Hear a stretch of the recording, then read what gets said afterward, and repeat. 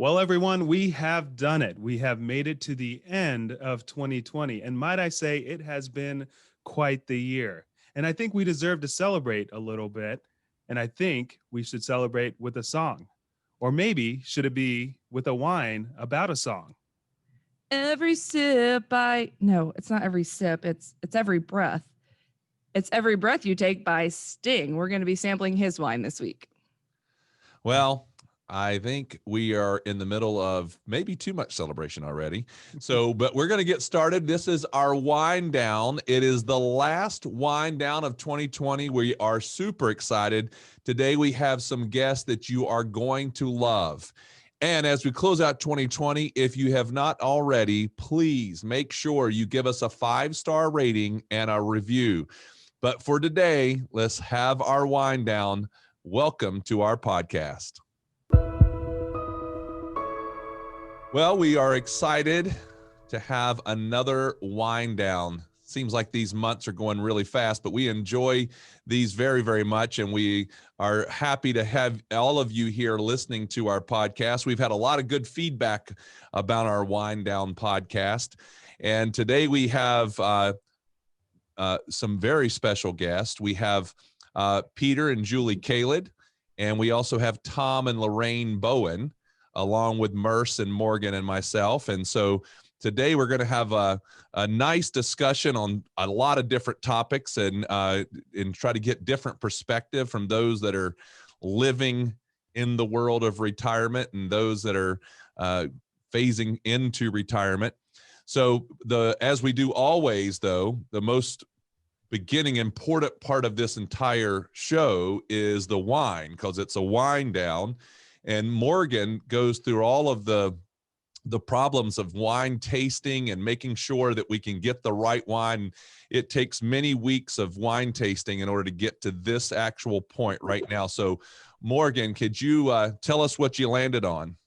I'll tell you, it's a tough job narrowing down the wine that we're going to choose every week. But the wine we're tasting today comes to us from a vineyard in Tuscany.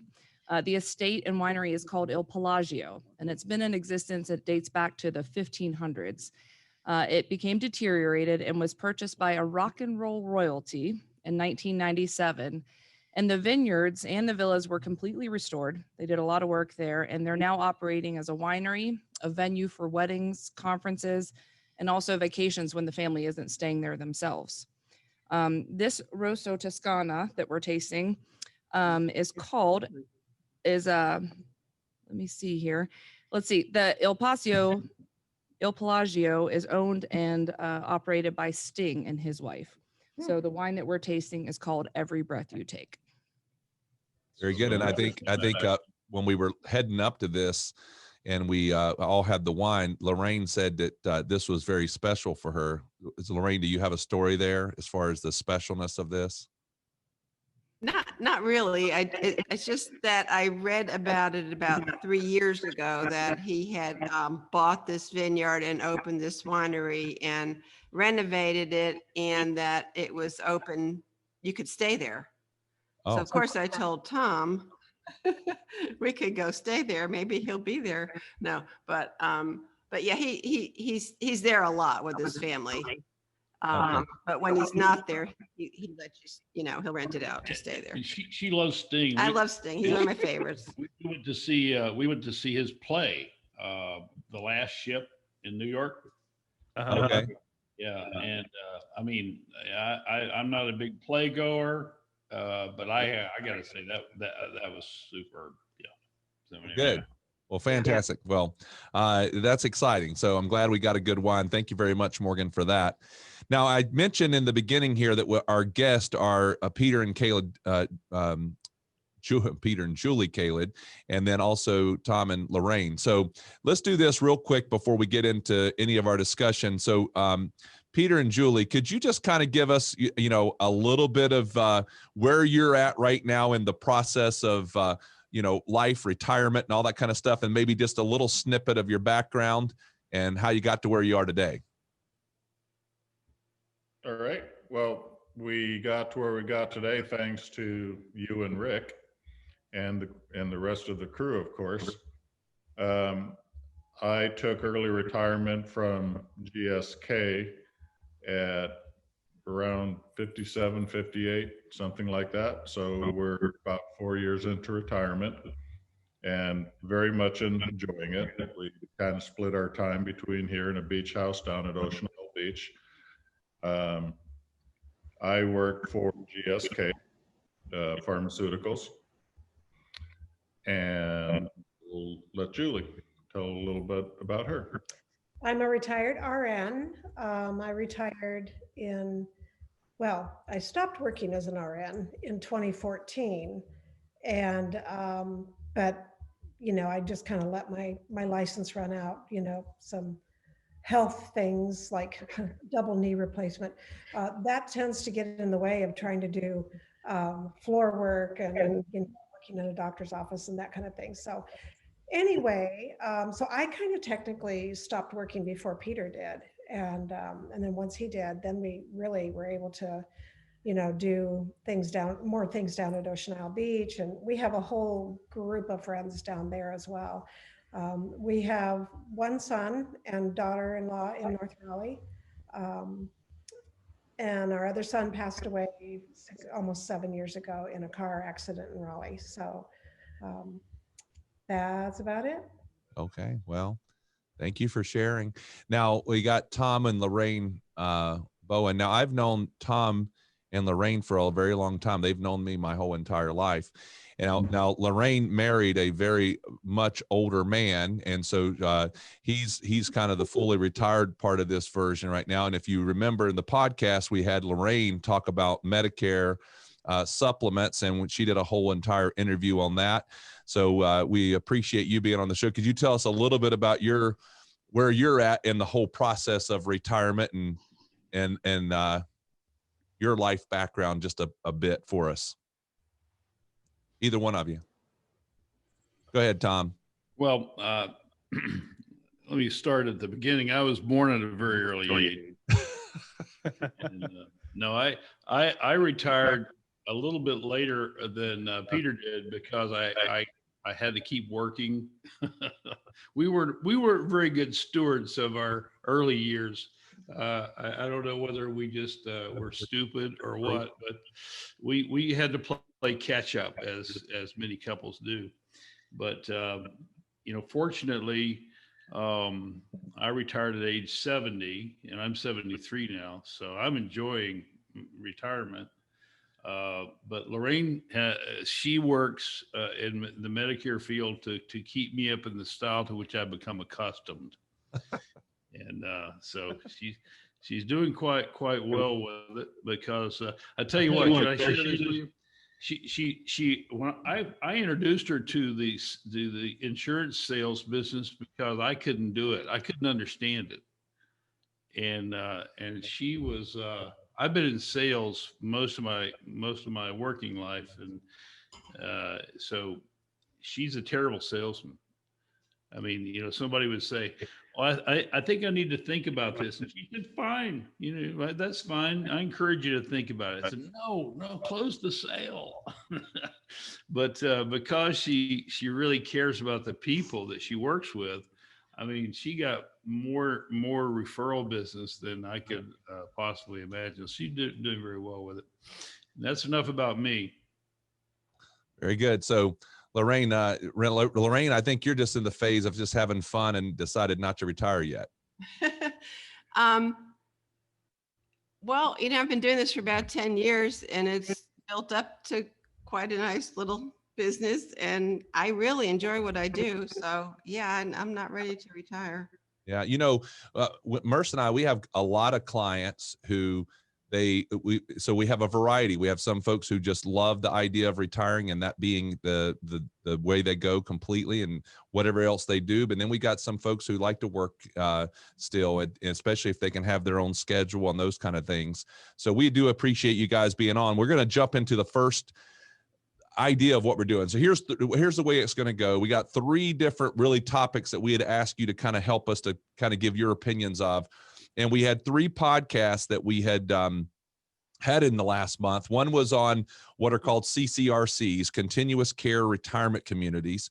And we talked about that. A lot of our clients are looking into those options, trying to figure it out. We learned a lot by that.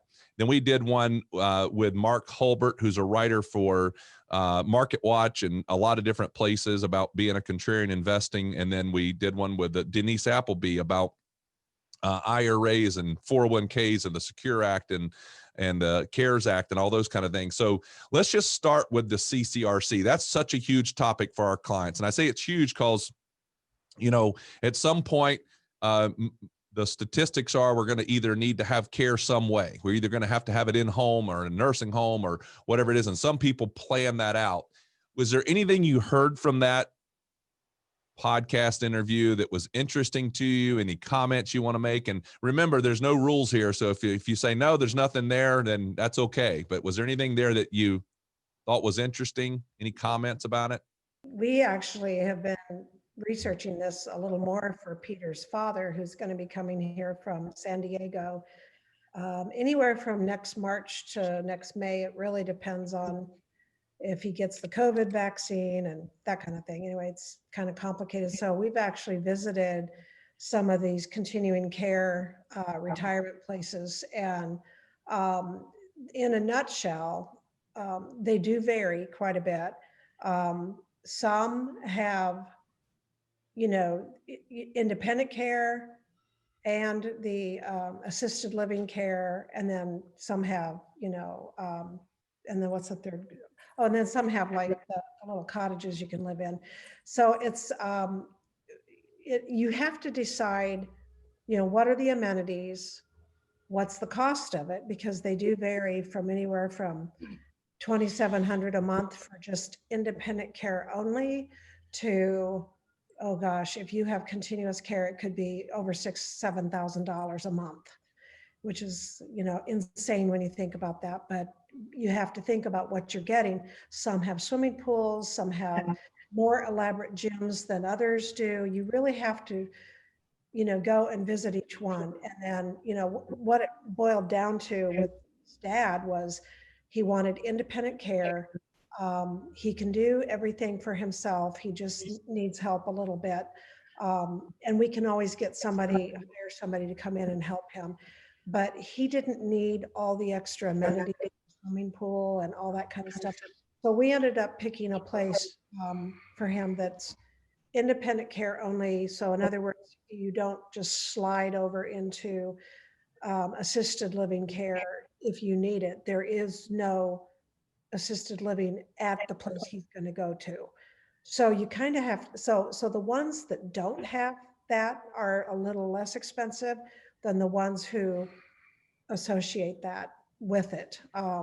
For example, if you do go that route, they do have like a 24-hour nurse on staff and that kind of thing. Like the one he's going to be at doesn't have that. So it just really depends. But boy, was it an eye opener for us, you know, just, you know, checking into all these different possibilities.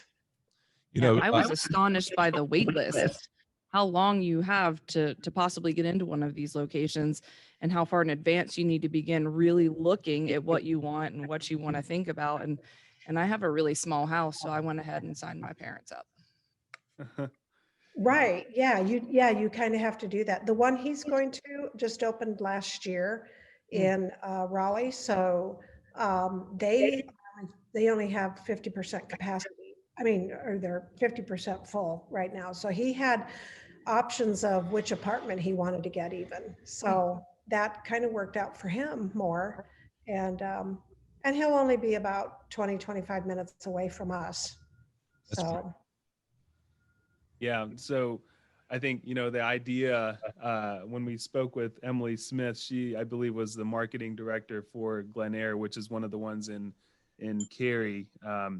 And so when we spoke with her, I think the biggest thing for her is you really want to educate people around the idea of what CCRC really means, because in a lot of people's minds, and it's something, you know, you feel like you're giving up your freedoms and you're giving up your independence. Well, her goal is to educate people that it's not really that. I mean, it may get to that point because eventually you may need some help. And that's why anyone thinks about moving into these CCRCs, to have that gradual shift into getting some help. But, you know, these are really nice places. And that's one of the things that I picked up listening to Emily, and then Emily over at Glen Eyre. But just yesterday, I talked to another client of ours who has made that decision to go and transition into a CCRC also in the Cary area.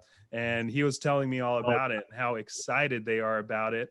And they live in a nice area. They are members of a golf club, and they're not going to be giving any of that up. And what he was telling me is that, you know, we're actually going to be, the place that we're going to actually has 6 restaurants in the facility. And you know, they'll let us keep our golf cart so that we can drive across the street over to the golf club that I'm currently a member of.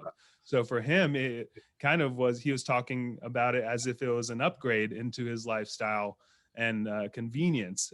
And with their situation, I believe they anticipated getting in within the next year or two if something came available. Otherwise, they're on the list for some new construction, and that would put them getting in as far as maybe 4 or 5 years down the road. But, you know, I can understand how it could be a difficult decision to make, especially with all the different options out there, which is why I know Rain and I have talked about it. Our goal is to try to get as many more of these CCRC directors on the podcast to, you know, help shed some light on what is available in our area for anyone that is looking, so they have an easy place to tap into just to get an idea. Yeah, Peter, you know, I thought we talked a little bit about your situation with your dad, and you brought up something I would have never thought about. And we talked about it with Emily, the one from the Glen Eyre. And that was about the fact that, you know, you said your dad was like really conscious about what type of food he ate, that he didn't, you know, he had certain criteria. I can't remember if he's vegan or at least vegetarian, but I know that it was an issue there. And we asked about it, and she said, that is amazing how they're seeing in that world that they have to like have a whole different approach to food. Because used to, this is what you got. And now it's a whole different world. So I don't know if you guys saw that as you were looking around, that they were really catering to a lot of different desires of people. Yep, some better than others. Yeah. Very good. Well, Tom and Lorraine, I'm just asking the question here just before we kind of go around and do. Was anything about that particular episode that you thought about that was interesting to you? Any comments from you guys? Oh, really? I was surprised to learn how the gamut goes from total independence to total dependence, depending on, you know, your health. And I didn't realize there was so many choices to make. You know, I wonder, I've heard of the villages down in Florida, and I see that on the news sometimes. I wonder, is that unique? Is there any place like that around here, close to here? I don't know, but Peter and Julie, you've been looking around. Have you seen anything like that? Not like that. Not that no, I don't think so. I don't even know what the villages in Florida are, but the way you said that, Tom, it makes it sound like it's like Disney World. Oh, it is. It's like Disney World for retired people. Exactly. Do you want to go? No, I don't want to go. That might be the only place like that, actually, in the whole country that is laid out like that place is. Wow. Yeah, it's around Lake City, Florida. I have had some clients that are in some of these facilities, and they're amazing. They do. They have restaurants. One is behind North Hills, that whole new area behind North Hills across the street from that mall. And it's just like a big party fest. I was just blown away by some of the things they offer there for people. They're not cheap by any means. But I think they're building more and more facilities like that in this area. Yeah. I think it's a big growing need for it, to be honest. I mean, yeah, I think a big growing need, and then also just to get rid of the stigma around what a CCRC is. So Emily kept saying it's resort style living in your own home is what it really is. If you're in one of those higher tier ones where there's always something going on. There's always activities going on. So, I mean, in my head, she said, you know, you need to think about it when you're in your late 50s, early 60s. It seems like a no-brainer, especially if the waiting lists are as long as they are right now. I was just going to say, all these places that we saw are a ground level, and I have to say that the older I get, the steeper the steps are. Yeah, yeah.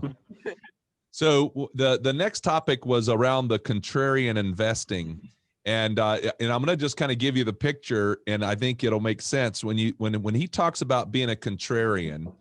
It goes against every bit of emotion that you could have.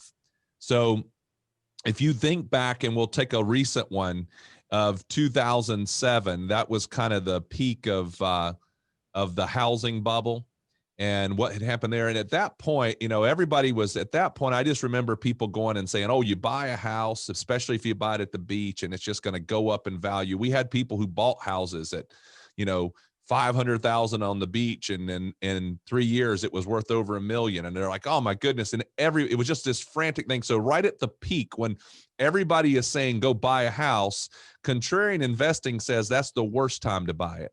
And then on the other side, and the most recent one you can think of is March 23rd of this year, and at that point, everybody, I mean, we've never, none of us, no matter your age, on this podcast, has lived through a pandemic like we're living through right now. So when all that was hitting, and at the very worst moment, when the market had fell the most, that was the time to get in. Now we look back at that, but I'm telling you, Merce and I sit here and we're in this business, and we preach this and we talk about this. It was very difficult for us to get out of our emotions to get back in. I mean, it was just, we had to push through and sit here and have some wind downs just to get ourselves to go back in. I mean, and that, you know, so the idea about contrarian investing is, right when everything is either really, really low or the worst that it could be, is probably the time to start going back in. Now that's bigger picture than what we deal with on a week by week or day by day basis. But was there anything about that you kind of related to, you know, or thought about when it came to your emotions around this, or how you think about investing, or what you've talked about, or maybe the difference in maybe the way you've talked or thought about it in the past? Anything on that at all? Tom? Yes. First of all, one of the reasons why we're glad that we parked our money with you and MERS is because we don't have to involve our emotions with it. Because if we were to invest emotionally, we're too close to it, and we know that the algorithms that you use to you know, take the ride when it's going up and kind of put the brakes on when it's going down. We trust that, and so far it's worked out well. Good. How about you, Peter? No, so to answer your question, it is exactly how we found you. I used to lay in bed in the morning, and I still do this, and I listen to the news when it comes on in the morning. What is it, 680 or AM. Yeah, on the AM, and then there's usually one on the FM now. And usually it was hearing Rick coming on, how the market's changing and all that stuff. And so that's how I first started, you know, discovering you guys and listening to you. And I probably started that when I was like 5, and I was very much the contrarian, thinking that this whole thing could really go south, and it did, right? But fortunately, we discovered you guys, you people, and so we started meeting with you. And when the boom fell, and you know, early retirement options came along, and we were quite glad to have gotten to know you. And to this day, I think it's still correct. I find that you're very contrarian thoughtful, and that you balance things very well, and that you balance things not just within an asset class like stocks, but that you do so across various things. And that was very attractive to me. So you sort of look at really the whole picture very nicely, you know, from annuities to stocks to your homes, the whole thing. Like a reflection of this conversation right now, where we're talking, you know, what happens with Medicare age, what happens with, you know, these retirement facilities and all that stuff. There aren't too many people that take such a broad look at things. So that's kind of how we got to where we are. And to this day, I still think that's awesome. Very good. We appreciate that. You know, one of the things is I know that when I started out in this world of working with retirees, you know, pretty much when I first started, all we would do are fixed insurance products in the very beginning. And then when I decided that I wanted to go in and start working in the investment world, I did not want to put my clients into a place where they were going to have, you know, 20, 30, 40% losses. And so when I decided to start looking at investment portfolios, which now has been nearly 15 years that I've been doing that part, I said, okay, I want to make sure that we have an investment strategy that we can actually invest the money and not have that downside risk if we're going to go down that path. And that's what I went out and started doing research on. And the whole idea of not doing what is called buy and hold was, that's how we took that route. So we always tell people there'll be a moment in time where any investment strategy works better than the other. Meaning you could have said, man, I just wish I'd have hung in there and never taken it out. But for us, we know that our clients would rather just not lose so much. They just, you know, at the end of the day, if it came down to saying, hey, I could have stayed in and I had an average of, I'm just going to make up numbers, an average of 7, but because we made some corrective moves, we only made 6. I don't have clients that are going to work with us that go, I would have rather stayed in and taken all the risk and gotten the 7. Our clients say, nope, I'm happy with the 6 if I know that I can protect on the downside. So that's kind of who is attracted to us on that. All right, before I move on, any other points on this idea? Yeah, I was just going to add to kind of piggyback on that and what you said, Peter. So I started back in this business about 10 years ago. And so then I was in my early 20s. Now I'm 32. And, you know, the idea of the way that we invest, you know, and Radon said, you know, I didn't want to put anyone in a position to be losing 20, 30, 40% of their money. Well, someone would say to me, well, you're a whole lot younger, you know, you should aggressively invest. And I think it speaks to the idea that, well, I don't think it's about your age when it comes to how you should invest. That's very, in my opinion, old school thinking. The idea is you're young, you invest aggressively, and then as you get older, you get a little bit more conservative. I think what's more important is an investment philosophy that kind of lines up with the way that you think. And so I will say that in my 10 years of doing this with Radon and this style of downside protection, especially in the markets, has really shifted the way that I think, and it fits my personality much better than a buy and hold type of scenario. So go back to, you know, March of this year, that was nerve-wracking for everyone. And it was nice for Radon and I to be able to not have to really participate in a lot of that because of the philosophy that we carry and because of our ability to get back out of the market.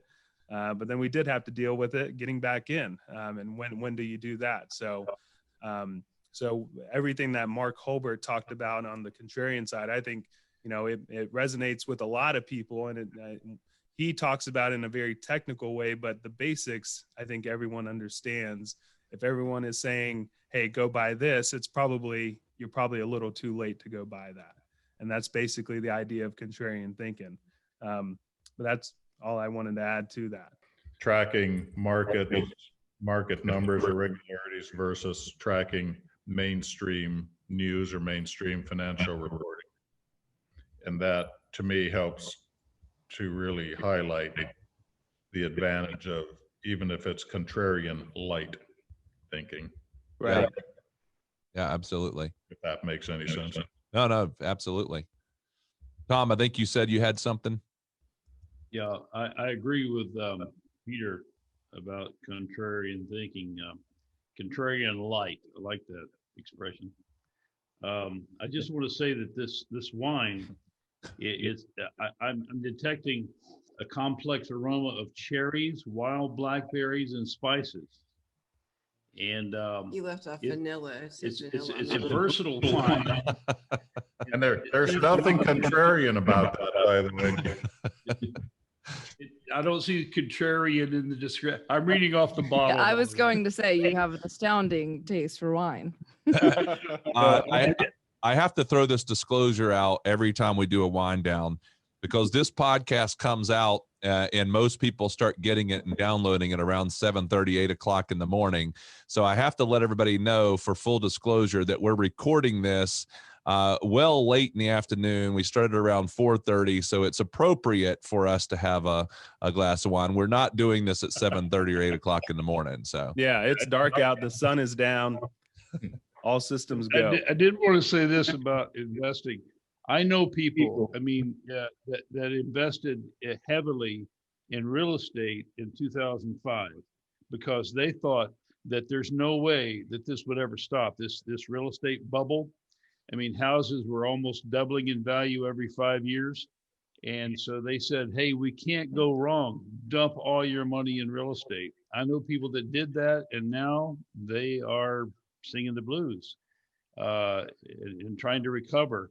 I know people that did the same thing back in 2000, or was it 19, whenever the tech bubble existed.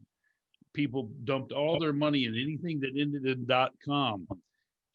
So, you know, like Peter said, contrarian investing, conservative, not losing. Don't want to gain everything, but they don't want to lose a lot.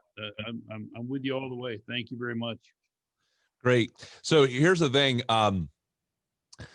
You know, this particular podcast will be the last wind down of 2020. Okay, so it's the last. This is when everybody's listening to this. So I got a question I want to ask before we close out, that I just think is something that I think is interesting as we've had conversations. And so I'm just going to start with you and Peter and Julie. If you say what you've learned through 2020 from the COVID experience of all the different things that we've had to deal with on that, obviously there's things that we know that have been troublesome in trying to cope with it. But have you gotten anything out of it that you feel is positive, that you think you'll take with you even after COVID? Have you gotten anything from it that I'm not saying from COVID itself, but from the experience? Have you gotten anything that you feel like, hey, you know what, that's a good part of this, or at least a positive side of this? Anything at all? The fact that we had done our homework and that we, you know, this will sound funny, but having the peace of mind of having associated with you and the whole crew. Had we not done that, it would have been much more worrisome and much more tied to conventional wisdom, conventional news outlets, conventional financial planning. And as I look at a lot of that and a lot of the people that are really worrying and stressing right now, it's because of that. Yeah. You know, so it's a little bit goes to your last, you know, what have you learned from this? And, you know, what are you excited about? What would you tell a young person? You know, it's a little along those lines. It's much easier to see that now. It's you know, always that 2020 hindsight. But that's I think what we've learned. There really is a peace of mind in this kind of approach. Yeah, very good. It sounds a little simple, but I mean, that's the truth. Hey, that's a good point there. How about you, Julie? Anything? Financially, yeah, like Peter said, we haven't really been stressing about that at all because we know you guys are taking good care of us and we're set. For Peter and I, because we're already retired, it's it's affected us obviously because of all the extra things you have to do with this year with COVID, but it hasn't really changed our life too much. And we're very blessed because we can run down to our beach house and, you know, absorb those negative ions from the ocean and to help your soul and your mind and physical. So, you know, we've been very blessed that way, but, you know, and, you know, it makes you more aware of the people who are really, really suffering, all those small businesses and folks that are, you know, really affected by the lockdowns and, you know, diminished patronage and things. And you really feel like, boy, this is a good time for us to be retired right now. I have to say, but it makes me want to do what I can to help them. So actually, Peter, not so much, but I've been going out with my girlfriends and we go out to lunch and we try to, you know, patronize these restaurants to help them to at least keep going, because you really don't want to see these folks have to shut down completely. And I'm just really fearful for a lot of them. But Well, very good. Thank you.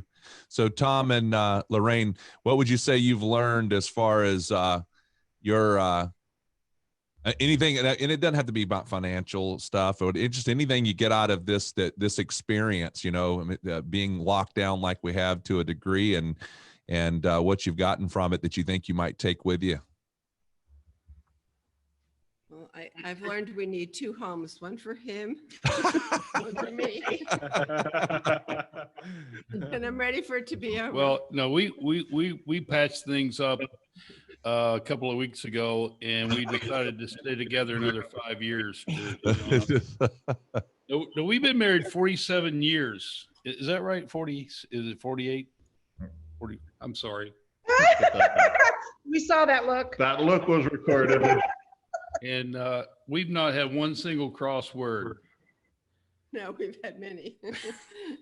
But the COVID thing, I got to tell you this one little thing, and I really I'm serious about this.